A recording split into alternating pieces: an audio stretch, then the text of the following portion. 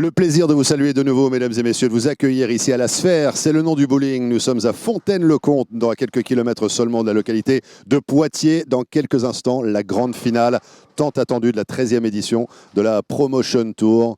Deux des meilleures joueuses de bowling de l'histoire sont avec nous effectivement pour aller chercher un titre. Danielle McEwan qui était déjà qualifiée pour la finale et Clara Guerrero, la colombienne, McEwan l'américaine, Clara Guerrero la colombienne. Il lui a fallu 2 roll-offs pour battre Liz Johnson en demi-finale il y a quelques dizaines de minutes. Elle a gagné également les quarts de finale, donc ça sera sa 3e rencontre sur les pistes ici du bowling La Sphère. La question maintenant est qui va repartir avec le V de la victoire, qui va repartir avec l'or? La question est posée. Les joueuses vont nous apporter toutes les réponses.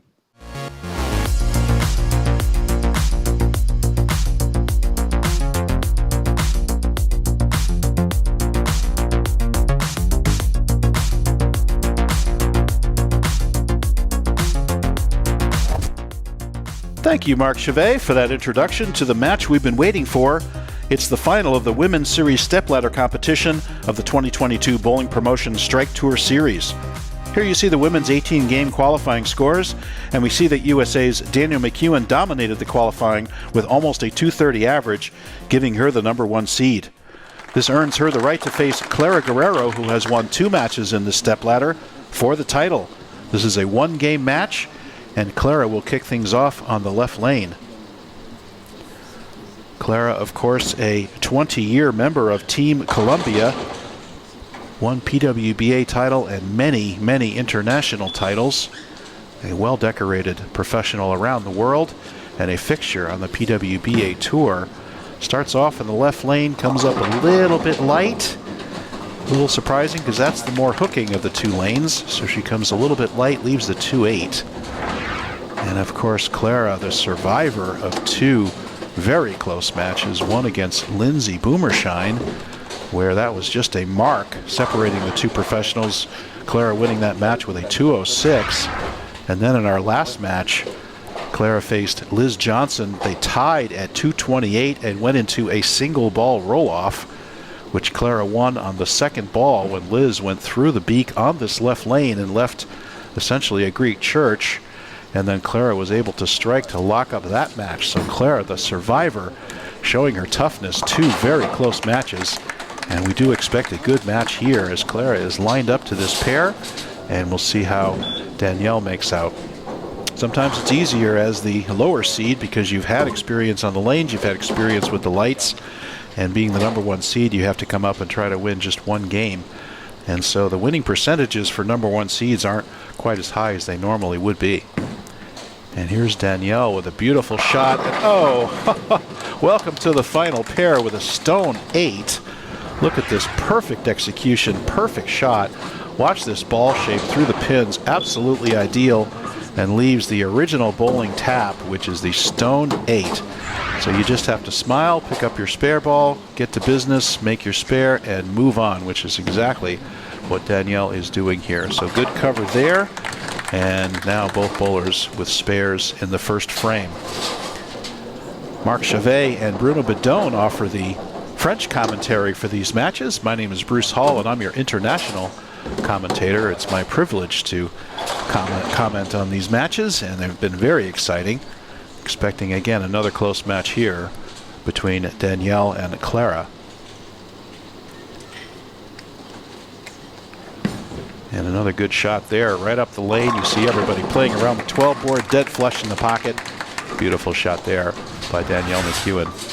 All 4 of these stepladder finalists are fixtures on the PWBA Tour. And that tour is just getting ready to conclude in the U.S. as we speak. And here is Clara on the right lane. Clara switched to a dark code, which is a ball that has a little bit more finish. She used a night road the first match, switched to this dark code, and had a much higher strike percentage in her second game. There's a good looking shot there, and dead flush in the pocket matches Danielle's strike in the second frame.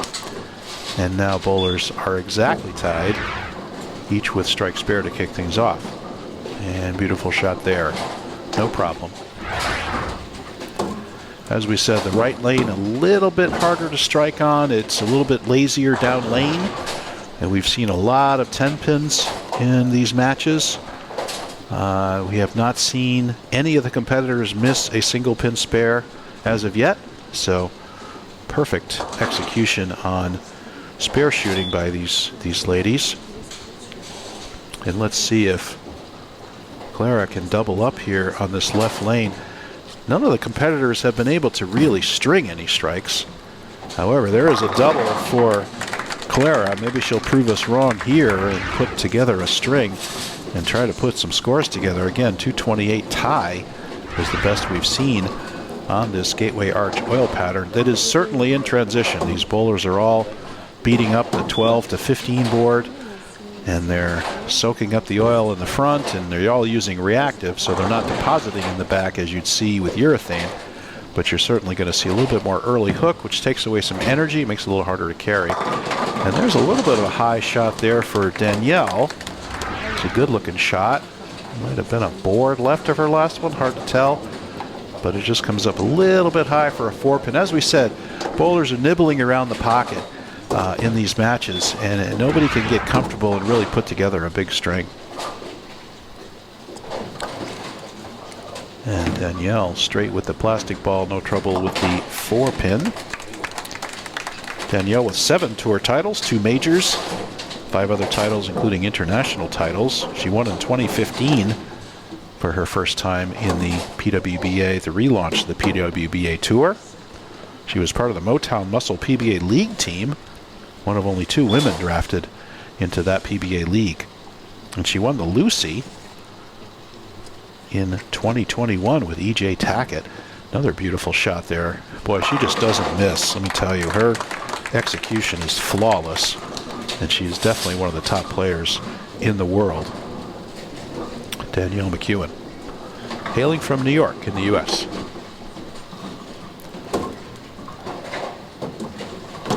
Now, can Clara put a triple together here and extend her lead? She leads by 10. She could find herself with a 30-pin lead if she can put a double together here. Look at that focus. So intense. Steady through the shot. Gives it all she has at the bottom. A little bit too much, though. And there's a 4-pin on the right lane similar to what Danielle left. That was a pretty good-looking shot. Just hooked a little bit too soon. And comes up for the 4-pin again. Nibbling around the pocket. Hard to string. Which makes for exciting matches. It can be frustrating if you're the bowler, because you know you're putting the ball where it needs to be. You have a hard time putting together a string of strikes. Clara also with the plastic ball. The spare, straight at the 4-pin. No problemo. And good shot there. Let's see if Clara can get back on track on this left lane. The Bowling Promotion Tour is a tour of different locations within France. These filming is in the last 2 weeks of September each year, and Bruno Bedone, my friend, is putting together the lineup for this year's tour. And if you're interested, go check out Bowling Promotion website, and you can ask Bruno about being part of this tour. Very exciting. Men and women, all different ages, all different countries are represented. And another good looking shot. Ooh, lay off. No. It was a little bit slow, and it picked up in the mid lane and goes through the beak for the 3, 4, 6, 7. That is a terrible split. And I think that might be maybe the second time. She left that 2-8 in the first frame. Came up a little bit light on this lane. Then she struck. And now she comes up high for the nasty split. She's got to slide the 3-pin over into the 4-7. It is makeable, but with a low percentage. Gotta believe she's going to go for it here, because she knows Danielle can strike at any time. And misses to the right of the 3-pin, leaving her 7 out. And with 92 in the 5th, that's going to put Danielle in the lead on the bench, just because she has a Dutch 200 going. And let's see, she got an 8-pin lead. Let's see if Danielle can double now. All of a sudden make it 18 and just like that, we have a turnaround and she can pull away if she can figure out a way to strike. And does. There's the mixer strike, a little bit light in the pocket. We talked about this right lane being tighter. Watch how it just doesn't make the corner, doesn't turn hard into the pocket, but that's enough. Come in light, hit him thin, watch him spin, and give Danielle the double and the 18-pin lead. Let's see if Danielle, in her dominance in the qualifying, can translate that into extending her lead here over Clara Guerrero. I want to say congratulations to Team Vega winning the Team Baker competition. Captain Matt McNeil and another mixer for Lindsay. Beautiful shot there. And now let's extend her lead to 28 as professionals do. She jumps on the mistake by Clara Guerrero and puts up a double to give her a triple in the match and a 28-pin lead. How will Clara respond? I think this is the biggest lead any bowler has had over any other bowler in this stepladder.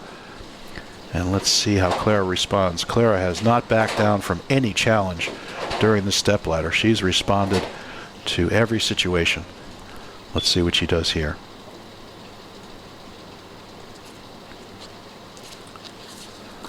Another beautiful shot, right over 12. Turned it up, dead flush. Beautiful shot. There is no quit in either of these players. And a beautiful shot there. Perfect through the pocket. Danielle remembers the shot she made in the first frame. Looked just like that one. She left a stone 8. So luckily, Clara carried there. Now let's see if Clara can cut into this lead. Currently 28. Can she get it back down to 18 here?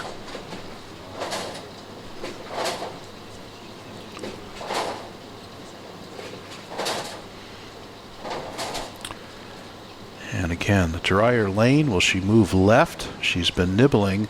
She had the terrible split here last time. What move will she make?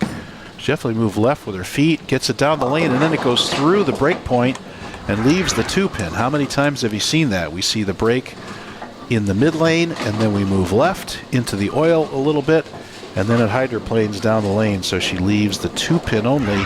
Couldn't get the ball to turn the corner.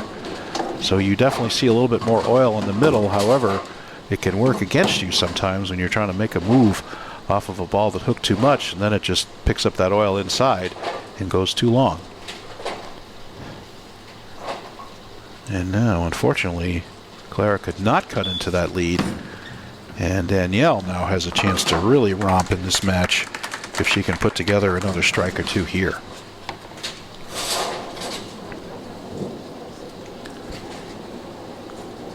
And I think she knows it. She says, give me a couple here. I can put this thing away right now and claim my title. She dominated the qualifying by 12 pins a game over 18 games. Just lapped the field. And beautiful shot comes up late. There's that 10-pin. Always lurking on that right lane. A solid 10. And a beautiful shot. Could have easily carried.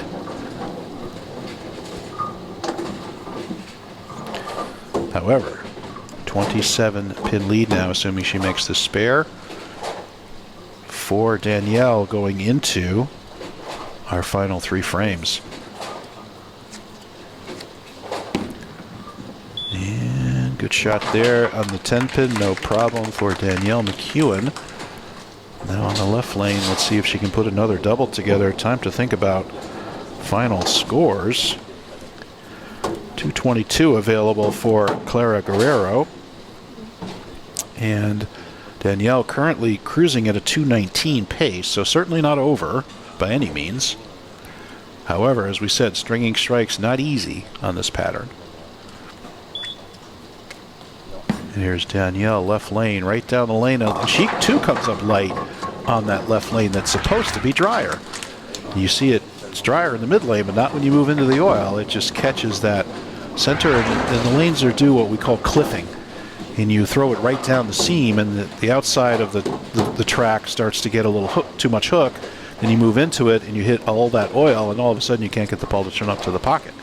So that's the word is cliff, and it seems like that's what's been happening on this left lane. So there is a spare for Danielle. Now cruising at a 217 pace. And Clara Guerrero in a must-strike situation now. If she goes off the sheet, she can go 222 and force Danielle to double somewhere in her 9th and 10th frames. Pretty much a must-strike shot here.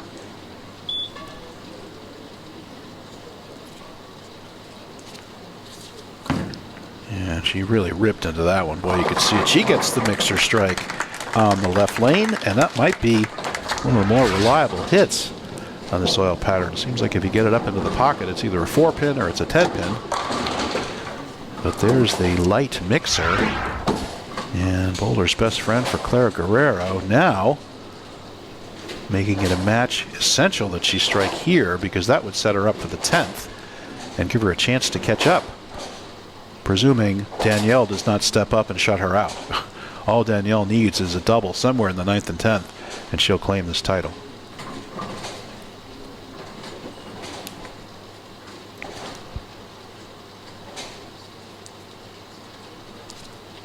Must have it.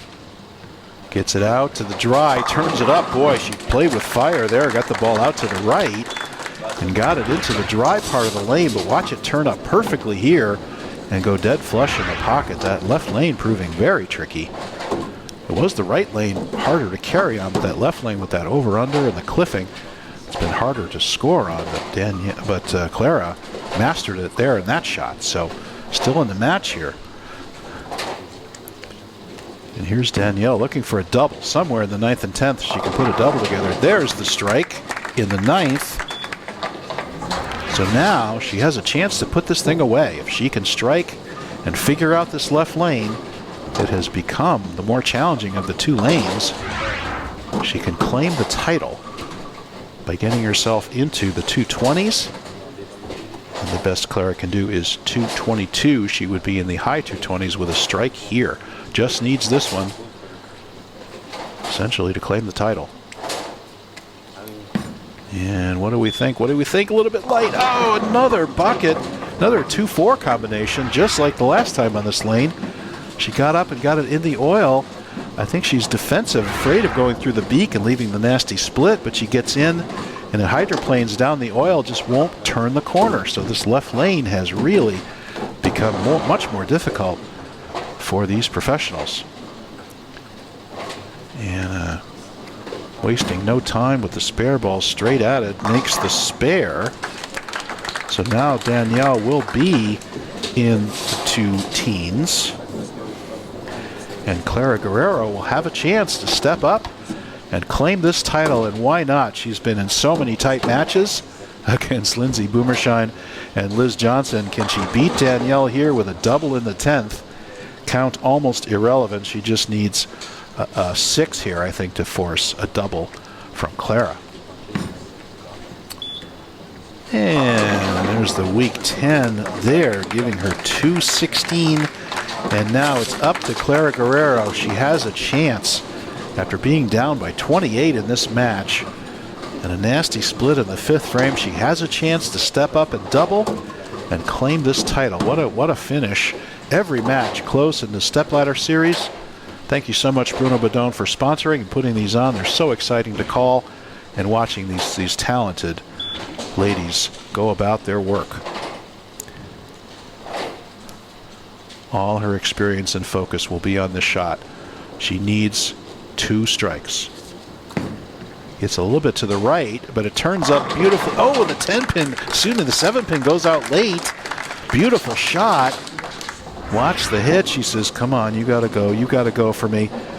And it does. She's, oh, look at that sigh of relief as she saw the 7-pin go out late. And Danielle knows the score. She's watching very closely.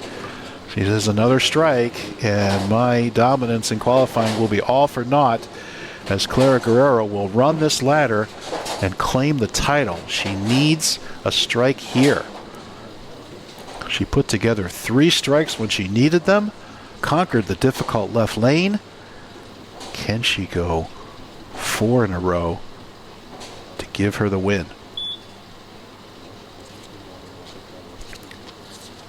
Another good looking shot. She got through it. Come on, turn, Turner. Oh, and it's a week 10 Oh, Clara, what a great run by Clara Guerrero. She did what she had to do. She put the ball in the pocket. And Danielle McEwan, sitting on the bench, will claim this Women's Series title. Congratulations to Danielle. She dominated the qualifying, needed to win that one game, and did it against a very tough Clara Guerrero. What a match we witnessed here. And once again, shout out to Bruno Bedone and to Marc Chavet and everybody involved in this promotion, involved in this competition. And Danielle will receive the winner's trophy here in a minute, and you'll see an interview with Marc Chavet with Danielle, so we'll ask you to stick around for that. And we'll look at some closing stats here of this match, and we'll notice that I believe Clara will have actually one more strike than Danielle. However, that nasty split in the fifth proved to be the difference between Danielle McEwan and Clara Guerrero. Clara, with a chance to win it in the 10th, needed a double, couldn't do it. Thanks, everyone. Again, my name is Bruce Hall, and I hope you enjoyed this 2022 Bowling Promotion Strike Tour Series. Please stay tuned for the interview. Voilà, mesdames et messieurs, la cérémonie protocolaire officielle à l'issue donc de cette Promotion Tour Division Femmes en présence de Pascale Soncourt, directrice technique nationale de la Fédération française de bowling et sport de quilles. On va appeler tout de suite celle qui remporte évidemment l'épreuve représentant les États-Unis d'Amérique. Mesdames et messieurs, c'est Danielle McEwan. Danielle McEwan qui est repartie avec une superbe victoire dans une finale âprement disputée. Bon, score final 216 à 211, effectivement, félicité par Pascale Soncourt, directrice technique nationale de la Fédération française de bowling et de sport de quilles. Et voilà l'occasion pour nous peut-être de recueillir une réaction du côté de Danielle. Danielle, congratulations on a job well done, walking away with the ultimate prize here. Yet another win. You were top qualifier, top seed, awaiting impatiently, I believe, for the final to take place. And at the end of the day, you got the job done. Congratulations. And tell us what it feels like. Thank you. It feels great. I'm so excited to be here and here in France. It's seeing this beautiful country and getting to go up against the best in the world and some of my closest friends is really cool to walk away with the win. Walk away with the win. How different is it to play for guys like, for you guys here in France, here in Europe, compared to what you have in the US, for example? It's a little bit different, but at the same time, it's not. It's bowling. It's what we do every day. The lane's the same, the pins are the same, but there's so many variables that come into play that keeps you on your toes, making adjustments. And if we take a look at the final as per se, what was the difference maker in your opinion? What was the moment where you just felt that this was going to be yours? Not until Clara got up and left that 10-pin. It was a great shot, but unfortunately it didn't fall. That's just kind of how bowling goes, and I ended up with a few more pins than her. Yeah, it comes down to that one shot, the difference maker between winning and losing, one single shot. Yeah, absolutely. That's how it happens. Thank you very much. Merci beaucoup. Danielle McEwan, celle qui repart avec le lever de la victoire, le titre suprême. Peut-être un mot avec la directrice technique nationale de la Fédération française, en français bien sûr. Madame la DTN, en tout cas le plaisir de vous avoir avec nous pour ce magnifique tournoi. Évidemment du côté de Danielle McEwan qui représente le bowling à un très très haut niveau. En tout cas, on a un casting vraiment de rêve ici à Fontaine-le-Comte et je crois que là, vous vous êtes délecté tout simplement de cette magnifique démonstration tout au long de la journée. Oui, très très contente de voir qu'avec Bruno et la Fédération française de bowling, nous pouvons organiser ce genre de compétition pour faire connaître le bowling de haut niveau en France, pour favoriser les rencontres entre nos athlètes et les athlètes étrangers. Et franchement, c'est un très haut niveau. On est tout à fait satisfait. On va voir, ça continue demain. On va voir un peu la place que les équipes de France vont pouvoir prendre. Exactement, merci beaucoup pour ces quelques propos. C'est fini donc pour la division féminine. On va passer au Masters dans quelques instants ici à Fontaine-le-Comte. Mais c'est vrai qu'il y aura le plaisir de remettre tout ça demain pour encore plus de bonheur. On se quitte là-dessus.